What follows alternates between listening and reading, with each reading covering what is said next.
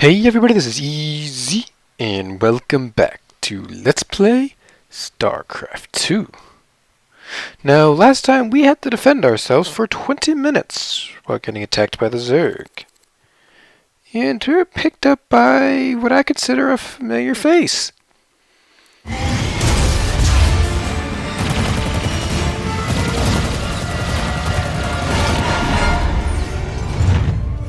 Damn, Jimmy. You've been holding out on me. Cutting it pretty close there, Matt. Never left you hanging before, sir. Fair enough. Just get us the hell out of here. All batteries, concentrate forward firepower. Spin up drives 2 and 6. All hands brace for warp jump on my mark.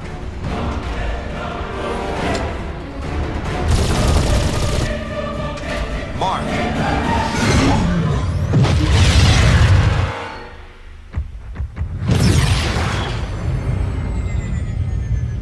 What the hell happened? We ain't seen the Zerg in years. Why attack Marsara now? It's not just Marsara. You need to see this. Zerg Swarm launched a full-scale attack. Devastation spread throughout all Outer Rim planets. Sustained heavy losses. Casualties in the billions. Minutes ago, the Zerg attacked a Dominion military research facility. Sweet mother of mercy. New exclusive video footage confirms the Queen of Blades is in fact leading the swarm.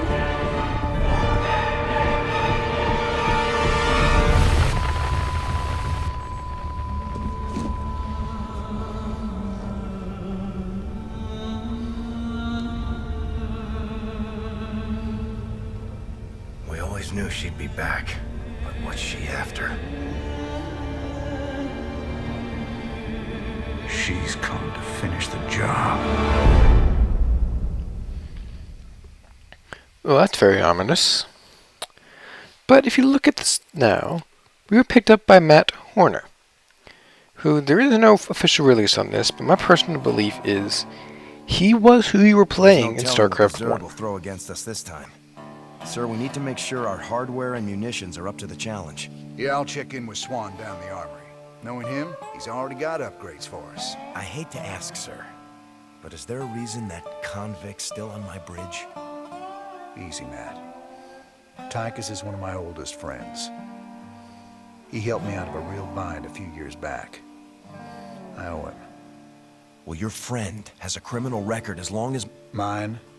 Believe me, if Tychus Finley wanted me dead, I'd be dead already. Understood, sir. I believe Matt Horner was the protagonist in the very first game, StarCraft 1. Now I'm going to go to the armory here and talk to a new guy we've never met before. Hey everybody, our glorious leader has returned. Hey man, what's up, cowboy? What do you got for me, Swan? The usual, building up our standing forces. Bringing my troops and hardware up to speed, huh? Yup, you can add upgrades for their tech right here on the console. But building an army on the run ain't cheap. You brought back credits this time, right? Look, I know money's been tight, but that artifact we just picked up from Marsara is gonna solve everything. Yeah, I've heard that before, brother. It's different this time. Yeah, I heard that one too. And that's rare in a nutshell, but see what Swan has to Upgrading say. what we got is all well and good, but when are we getting new hardware? A lot of gaps in our inventory right now. Sometimes we take a job with some kind of new hardware, and I get a schematic for it so we can make more of them. The plans for other stuff, we gotta either beg, borrow, or steal. Well, that sounds kind of fun. And the Armory Council right now, we can get stim packs for Marines, increased life for Marines, and medics no longer require a tech lab. We also can get bunker upgrades, but those are not worth it right now. They will later on. What I want to get first is medics no longer require a tech lab, just because then we can make medics without having to build an extra building. Let's talk to Tychus now. One hell of a ship you got here, Jimmy. How'd you get a hold of a floating palace like this? The Hyperion was Menk's flagship back in the day. Me and Matt decided to borrow her when we parted company with him. This old baby's seen us through some tight spots. Speaking of tight spots, Tychus, Why are you still wearing that suit on my bridge? Yeah. What'd you bust the zipper or something? Okay. So I might have had a little help when I broke out of prison. Let's just say it came at a price. I get to stay locked up in this suit till I pay off all my debts. And who's collecting those debts? Who sprung you? They're Mobius boys, of course. I didn't just run into them in a museum, you know. They want them artifacts something fierce. Your debts better not bite us in the ass, Tychus. Covering for your shenanigans ain't part of the deal.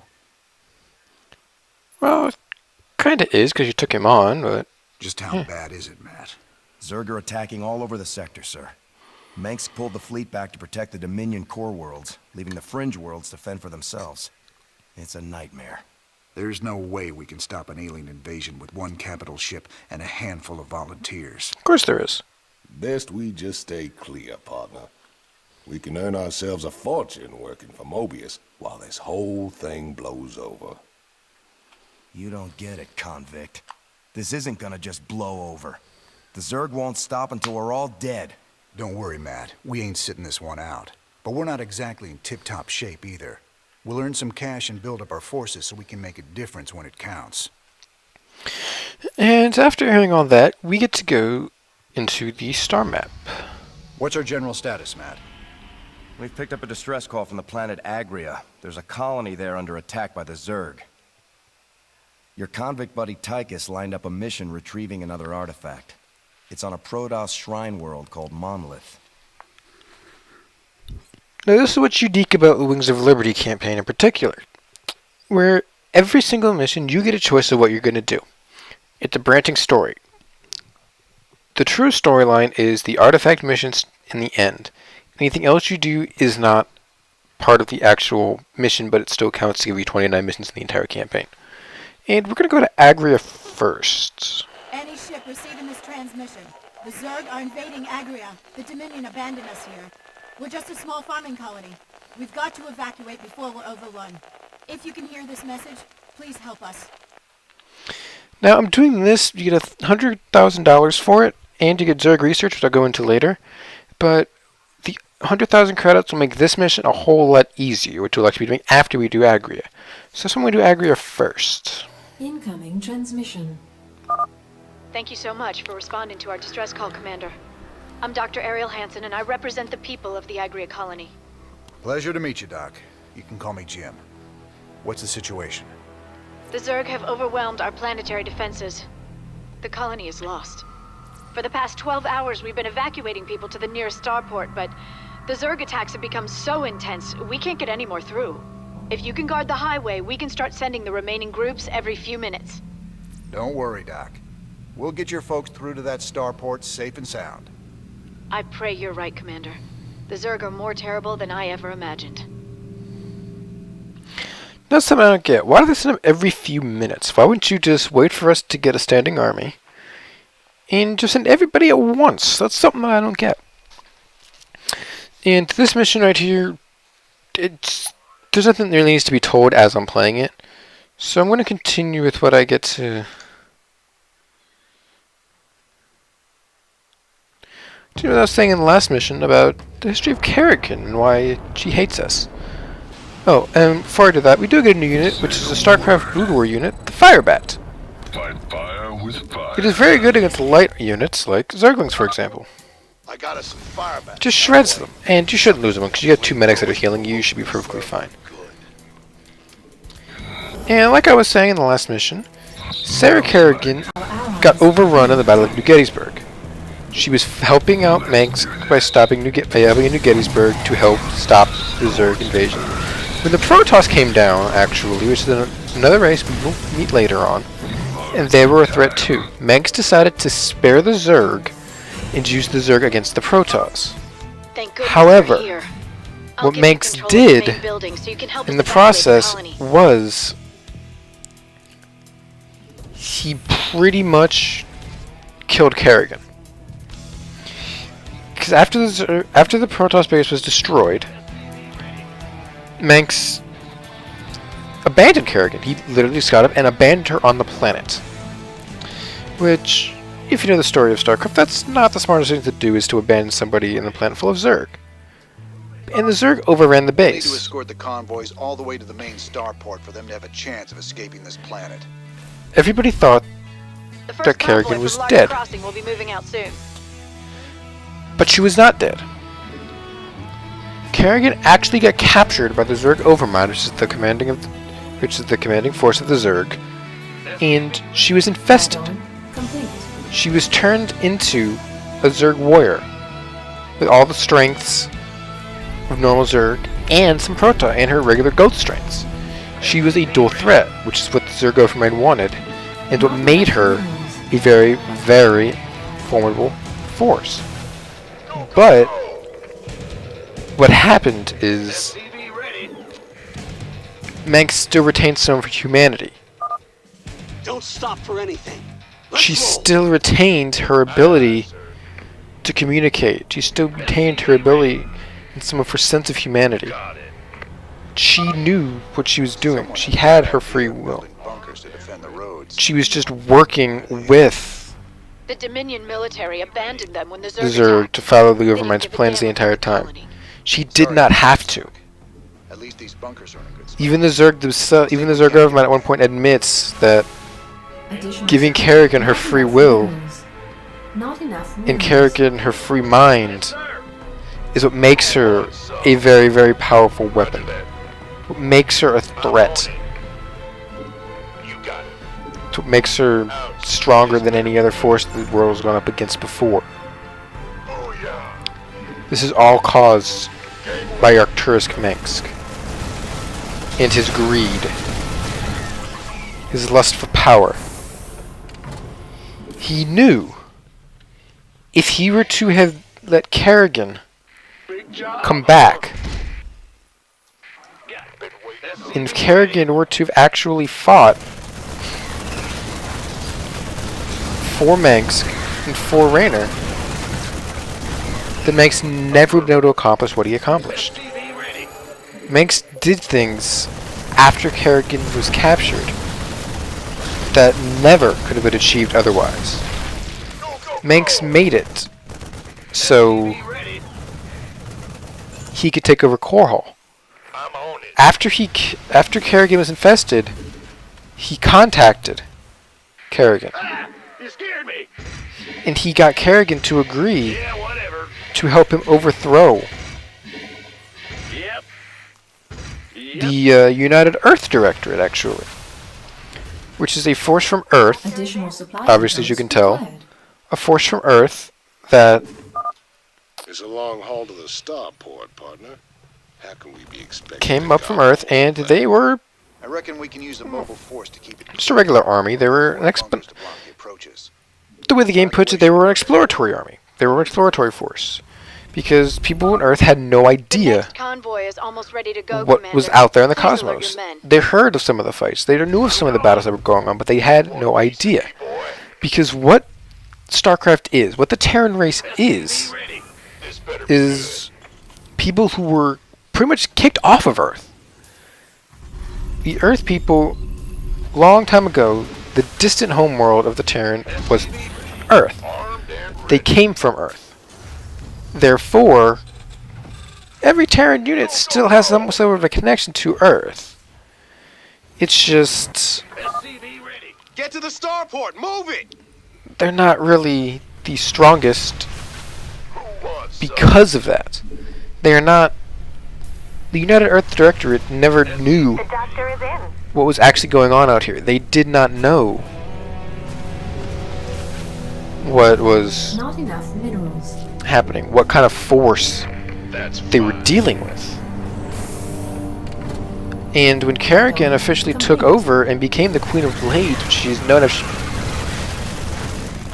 because at the very end of StarCraft 1, before Brood War, a Protoss general, I'm going to call him Tassadar, sacrificed his own life and the Protoss flagship and flew it, made a beeline for the Overmind. He sacrificed his own life to save billions from the Zerg. And in doing so, not only did he save billions of lives. He also freed Kerrigan from the Overmind's curse Is under attack. and the Overmind's corruption. He saved her by doing that. If the Zerg was not defeated, it was just merely distracted because it didn't have a leader at the time. Colonists are hurt. We gotta save them. And Kerrigan took over completely. She became the leader of the Swarm. The leader of the Zerg. Our allies are being attacked. And from there You got it. is where we get the Queen of Blades from. Once the Overmind was destroyed, Insufficient Vespene she gas. became the Queen of Blades. She took over.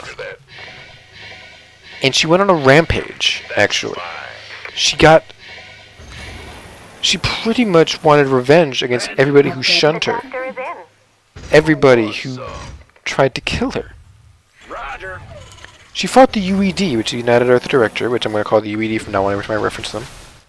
Armed and ready. And she tried. Our allies are being attacked. Commander, another convoy will be heading out soon. She did whatever she could to try to destroy them. And she succeeded. She rerouted the UED. She destroyed their expeditionary force that they sent from Earth. Ah, you scared me. Well, butter my The Earth, biscuit. the people of Earth have no idea what happened. Every messenger, any kind of signal that tried to be sent from the UED's expeditionary force to Earth was destroyed before it got there. Don't leave without us. Had Kerrigan failed, You want a piece of me, boy? because what the UED was doing, the UED was capable of completely destroying the Zerg. The UED expeditionary force almost succeeded in stopping Kerrigan on its own. Will do. Had they gotten message back to Earth, and Earth sent its full force at them, there is no reason to believe that they wouldn't have won. Kerrigan is an incredibly good tactician. It might not seem that way because she has a giant army at her back, but what she attacks and where she attacks is methodical in nature. She knows what she's doing. She isn't just this corrupt general who just who's bent on world destruction. Not at all. She goes and she will destroy anything in her path, yes. Zerg are attacking the convoy. But she will also destroy specific things at specific times. After Tassadar destroyed the Overmind, the Zerg were in disarray on the planet Ire, which was the Protoss homeworld. That's fine. The Zerg's Overmind implanted itself on the Protoss homeworld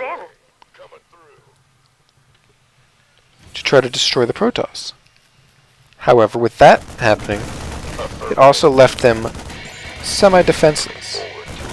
The Overmind was not very good at decision making. Which is weird since it was... Sir, we just detected Zerg organisms entering the upper atmosphere. I can't give you an exact fix, but they're heading your way. Which is surprising, Got it. because the Overmind We itself have another convoy ready to be escorted. was responsible for creating Kerrigan. Additional supply depots. He created Kerrigan not for a lust of power, Move it. Yeah, whatever. not for his own means. You find out later in this game why Kerrigan was created. What the mindset about it is. Go, go.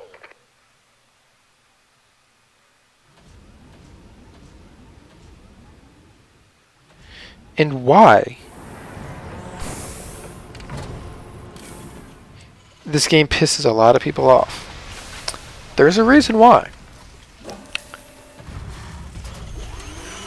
And when the time comes in this LP, I will show you why. Gangway, coming through. By the numbers, boys. People think Kerrigan needs to die. Kerrigan is essential. Why not? Never underestimate Kerrigan and what she's capable of doing. The Zerg have gotten through! Take them down! You find out later in this campaign, she is a force to be reckoned with.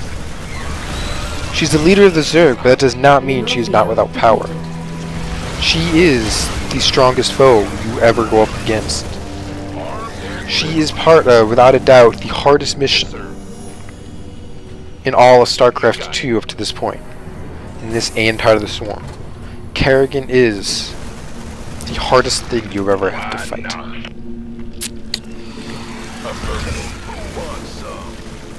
But in the Brood War campaign, she wasn't actually running wild. No. She's manipulative and conniving. What she did in the Brood War campaign was Convoy's in danger. Hit 'em, boys. she actually found Arcturus Mengsk. Roger that. She joined him again. The guy who betrayed her turned her into what we see now. Turned her into the ultimate evil. He sided with her again. He fights with her by his side. Field depleted. Why did she do this? Because she uses Mengsk. She uses Mengsk to get reinforcements, to get backup for her own means. This better be good. She invades Core Hall to take out the UED, who overthrew Mengsk. Sir, I'm picking up seismic disturbances closing in on your position. I think it's some kind of tunnel. But Wonderful. what she did not Just realize things nice and interesting. is she was setting herself up. We're almost done, Commander. Another convoy will be starting out soon. She made that decision to help Mengsk in Core Hall. In doing so, led Mengsk to what he is right now. Want a piece of me, boy? She made Mengsk the Emperor. She made Mengsk the guy that Raynor wants to kill. Raynor wants to kill Mengsk for the reasons of Mengsk got Kerrigan turned into the Queen of Blades. Kerrigan wants to kill Mengsk because she's a threat to him. He's a threat to her, so she wants him dead. Is the road safe up ahead? Guess we'll find out. And even though Kerrigan accepts the fact that she's been infested, that does not mean she still does not hate Mengsk for getting her infested. She does enjoy it. In a sense, she does enjoy it. She loves the power she has. But she will never forget that Mengsk betrayed her. The one time she needed his help. The only time you ever hear her ask for help in all of StarCraft. Mengsk abandons her. He ditches her in a battleground that she should not have been abandoned in. Had Mengsk not done that, he would not be the he would still be the commander of the Sons of Core Hall. He actually would have Raynor on his side. Raynor left Mengsk after the betrayal of Kerrigan. The events leading up to this game, the events of this game, every single thing that's happening can all be attributed to that one mission called New Gettysburg. Had it not been for that mission, StarCraft 2 would not need to be. The colonists are hurt. We gotta save them. That one mission is what caused all of this. But who's really to blame? That's the last of them. Go. Find out next time on Let's Play We've lost the colony, StarCraft 2. but my people got out alive, thanks to you, Commander.